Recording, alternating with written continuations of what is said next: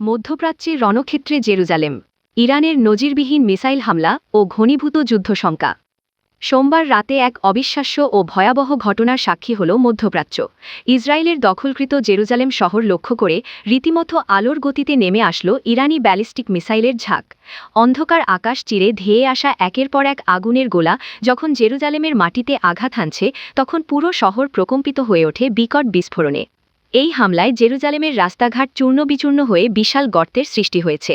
ধোঁয়া আর ধ্বংসস্তূপে ঢেকে গেছে পূর্ব জেরুজালেমের আকাশ। রক্তের বদলা ও তেহরানের কঠোর বার্তা। ইরানের সর্বোচ্চ নেতা আয়াতুল্লাহ খামেনির মৃত্যুর বা হত্যাকাণ্ডের প্রতিশোধ নিতেই এই দানবীয় হামলা চালানো হয়েছে বলে তেহরানের পক্ষ থেকে জানানো হয়েছে।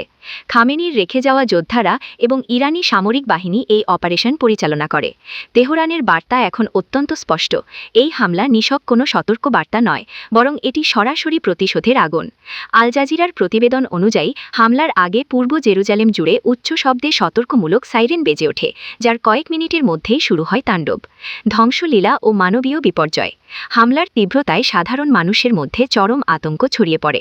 কেউ নিরাপদ আশ্রয়ের খোঁজে বাংকারে ছুটছেন, আবার কেউ নিখোঁজ স্বজনের সন্ধানে হাসপাতালের দিকে দৌড়াচ্ছেন। ধ্বংসস্তূপ সরাতে হিমশিম খাচ্ছেন উদ্ধারকর্মীরা। সবচেয়ে ভয়াবহ ক্ষতির খবর পাওয়া গেছে বেইস সেমেস এলাকা থেকে। সেখানে একটি আবাসিক ভবনে সরাসরি ক্ষেপণাস্ত্র আঘাত হানলে অন্তত ৮ জন নিহত এবং ২০ জন আহত হওয়ার খবর নিশ্চিত করেছে স্থানীয় সংবাদমাধ্যম।